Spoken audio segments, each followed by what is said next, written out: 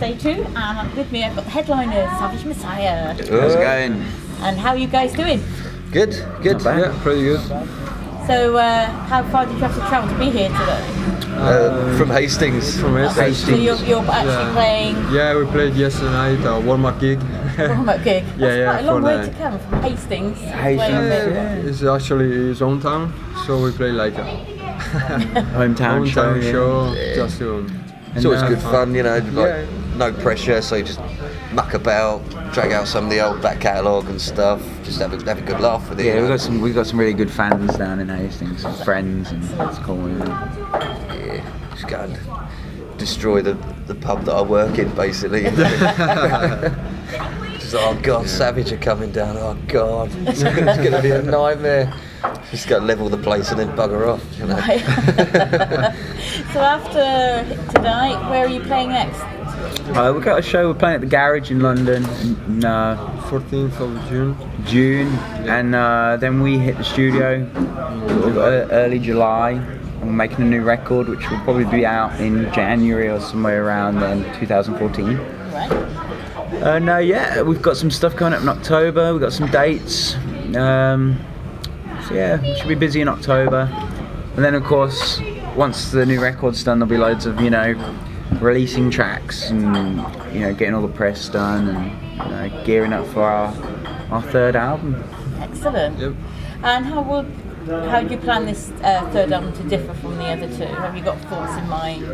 Yeah, so with our last album, it was sort of, leading into the actual writing, recording. We'd had quite a bit of instability in the band and so, the last album was sort of Steph and Joff's sort of first album in the band, but they didn't, because all the material was written sort of before they, they came on board. It was, their contribution was sort of limited to really just a performance. So this album was like, a completely even split between all of us. All of us got in a rehearsal room and went, right, what do we want to do? What do we like? What did we like about the early stuff? Where do we want to go? And did it together like a, old school. Yeah, it's a much stronger vibe with the new material and stuff. It sounds a lot more together, a lot more direct. It's just altogether just sounds stronger because like four heads are better than one kind of situation, I think. So we've all sort of knocked our heads together and sort of just gone in a direction that suits everybody, sort of thing. And it really does show in the strength of the material. Yeah, it's a bit more focused and kind of streamlined as it.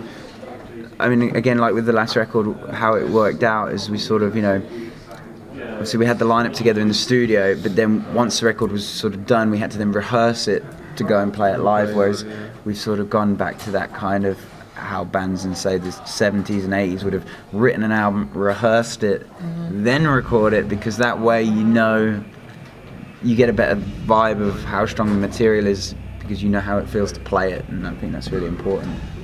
Excellent. And do you rehearse? How often do you manage to get together to rehearse these days? We rehearse every week, all the weekend, time. yeah. We do two full days a week, and no mucking about, no larking around. Just like get in, get set up, get on with it, sort of thing. Just thrash it out. yeah. Excellent. And the music scene down, you said you've got Hastings is really good down there. How about the whole area down there? Is it a good music scene for metal? Or? Yeah, I mean the band's based in London, so obviously it's capital, and no bands miss London when they tour. So you get a lot of really cool gigs coming through, and I suppose there is a kind of a slight a bigger scene just by virtue of the fact that you have a larger population, and it's obviously seen as like a cosmopolitan happening place, which it's not really. It's just very busy frenetic creators, but being in London just to have a vibe is pretty cool. Excellent. And I don't know whether, there's quite a few venues in parts of the country that have closed, because music hasn't been viable, or the fans don't go, and different things. So, do you feel that there might be an issue with that around where you? Well, not just in London, but elsewhere around. Have you noticed anything like that? I think just the climate for the business in general. We live in a country which is overtaxed, overregulated, and we don't.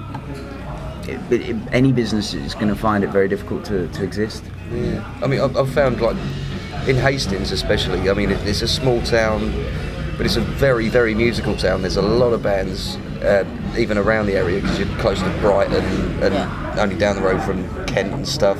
There's a lot of bands sort of that sort of way. All the sort of local promoters have all jumped on the bandwagon of putting on like smaller bands and this, that and the other, because they don't have to pay them anything and this, that and the other. Just put on music, and all the venues that are doing it are all doing the same thing all the time.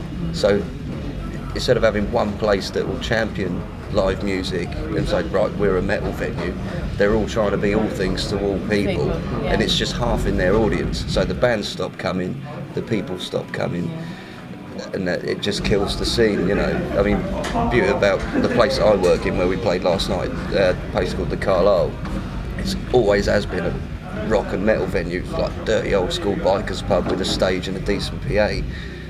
But it doesn't pretend to be anything that it ain't, you know. So the people keep coming, and it does good trade. So because they know what to expect. yeah, if the venues are sticking to their guns and selling themselves for what they are, like we're a live music venue, come and have a good night with us, then people turn up at those venues. But if it's a little bit, you don't know what you're going to expect, and you sort of, you know, it's just a little bit sort of, your evening ends up being a little bit half-assed sometimes, you know. I mean, I'd say it's a question of economics, you know, because there's probably saturation in the market and stuff, but obviously coupled with a lot of, basically, it's a question of economics. I blame the government. There you go. That's my. I could go into detail, but you get really bored in there.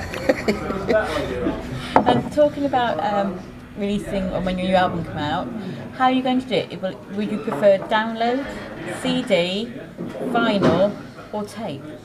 Well, Earache are really cool in that as a label they do lots of Different kind formats. Yeah. So, you know, I imagine there'll be a typical CD release, of course MP3s. You know, obviously we don't have anything set in stone, but they did a vinyl release for our last album, which I think was pretty good. We found out that they sold out of that, so that was, you know, that's cool to know. And I really like vinyl as a format as well. yeah, it's You cool get for big fans, you artwork. know. Yeah, and also stuff, the you know. artwork, you look at it on the vinyl, you say, oh. But tape, that'd be cool. Have you done an 8-track tape?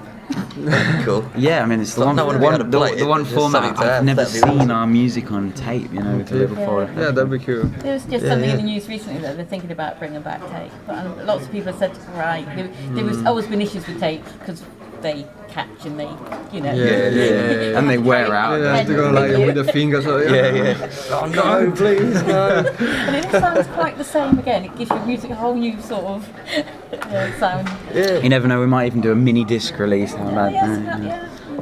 Or what was that old sort of like a cartridge, sort of pre-tape? Yeah.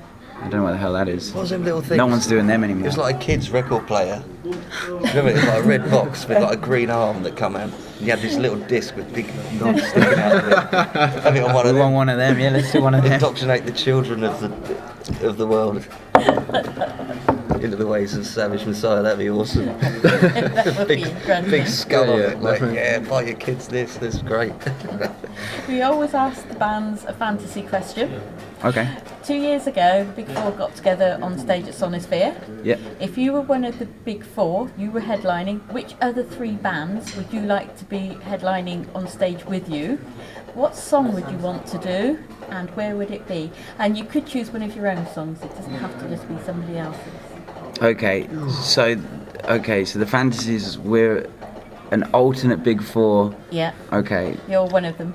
Right. You've got to choose 3 more to be Okay. with you. God. Maiden, Oh. Maiden, Priest, and someone else. Testament. I love Testament. No, That'd be but awesome. you can have your individual Individual ones. ones if you want. Ooh. I don't know. Pantera would be a good one. Yeah, Pantera. Or that's- Down. You know, that'd be good. Ourselves. God, I don't know. That's a really hard question. Difficult, like Possibilities thinking are all endless, the, you know, like so- all the possibility you got. Like, oh, How about Status Quo. That'd be great. Status Quo, Slade, and The Glitter Band. yeah, the Glitter Band. Oh, Yeah, maybe not.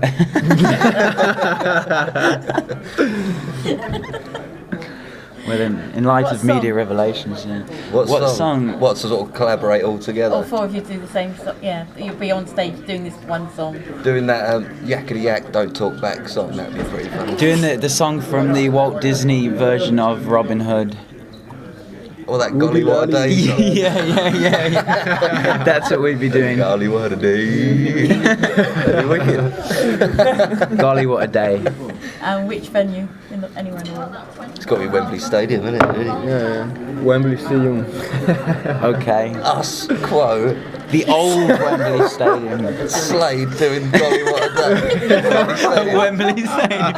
In front of about 2 people. How quickly our minds unravel, you know. So this is what we talk about in the van on the way up. It's like, not booze, girls, it's like, let's get the glitter band together and go and play Wembley. Well, that sort of leads on to my next question, really. I was going to say, if you could have any 70s or 80s cheesy song to cover and make it your own style, what would it be? 70s or 80s cheesy song. 70s, 80s cheesy song. I remember watching Top of the Pops 2 with you not that long ago. Oh, yeah. And those people that were dancing overly enthusiastically. Oh, what, Pan's people? I can't even remember. Piccola Katie by Pooh. Okay. It's an Italian band. It's called Pooh. There is an Italian Actually, band. Pooh. There is an And Italian there's band called Pooh, Pooh. and they have a song called Piccola Katie. Katie. Selva, Little Katie. would you like to sing Piccola Katie? With this. Okay, but that's it. It goes even higher, but that's also the This is why Selva normally doesn't do it. in the to me. band.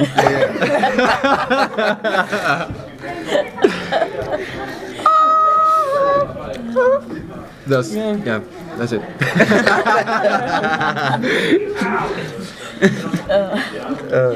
So, any other cheesy song? What is the cheesiest song of all time? Jesus song. Anything by Cliff Richard. That's That'd be awesome. that's not a song, but a Do death metal versions like Mistletoe and Wine or something. with Selva singing with his Yeah, get him Pooh over. voice. Yeah. He can do the King Diamond segue.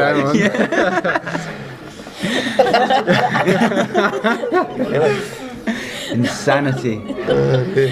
Absolutely. And one of the questions we ask is, Marmite, hate it or love it? Love it. Indifferent. He's a big fan of Zippy as well. Zippy. Like the Zippy adverts. And Oh stuff. yeah, Zippy and his Marmite advert. Where's my breakfast? In terms of Marmite, I am ambivalent. I don't like it and I don't not like it. It's just okay. Marmite, yes, no? Have you ever had it? Do you know what it is? No? No, honestly no. No, I like Marmite. Marmite is this black stuff. Ah, yeah! Oh my god, it's awful. I hate it. Yeah, I remember.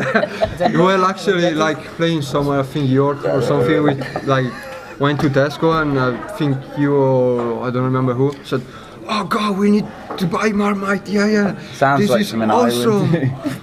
I would do. I tried. God, like eating. I don't know. So they don't eat Marmite in Italy, no, evidently. No. Or even know what it is. No. I just remember. No. Cool. Hate it. Totally. And who did you last pay to go and see a band? You know, not at a festival, but individually go and see as a watch band. The last band I played to see was the Hawklords, actually. They played down my local. I paid to go and see them, like ex-Hawkwind and all that kind Yeah. of stuff. It was alright, actually. Not the sort of thing I'd usually go and see, so that's why I went, really. The last band I paid to see was the Mark Lanigan band at the Kentish Town Forum because my girlfriend wanted to go, and it wasn't for me. I think it was Cannibal Corpse. I think March, March, yeah. I think they played at the Kentish Forum. I went to see them. Yeah. I'm really big fan of Cannibal Corpse. Excellent. Good band. I think it was Flash God Apocalypse 1 year ago, more or less, more than 1 year ago. Yeah. Where was that? Yeah, it was in Italy. Oh, in Italy. Yeah, in Milan, in Italy. We actually got to see them last year in Bristol. Bristol, Yeah. yeah. We were Actually, quite, pretty good. they were really good. Yeah. Really like They were. We had never heard them before, and they just started. They were support band, and it was like, With Decapitated. yeah. And they are, Wow. and they are as well really nice guys. Yeah. Really. Totally cool. Yeah, Fun so guys. it's really good. So this is a bit of a fun question. If you're on a beach in the sun, do you wear a mankini, little swimsuit bottoms or shorts? It's got to be a mankini. I was going to say, he wears a mankini to rehearsal. I mean, he doesn't even have to be on a beach. Right, lads. It's like, Joff, do you have to, mate? I myself would go for shorts because It's like, let me just fix my leads here. You know? yeah, shorts for me. I'm going with a bikini. A bikini for Selma, yeah. Shorts for me, but the Lemmy's one. Shorts. Lemmy's shorts, yeah. Lemmy's Daisy Dukes. Yeah. Daisy Dukes, if you've seen the Lemmy documentary, you will know what he's talking about. Well, guys, thank you very much for giving me some of your time. There's brilliant answers. I've loved Thanks. it. And we'll catch up with you again soon. Thank you very Absolutely. much. Thanks. All right. Take care. Thanks a lot. Thank you. Cheers. Thank you.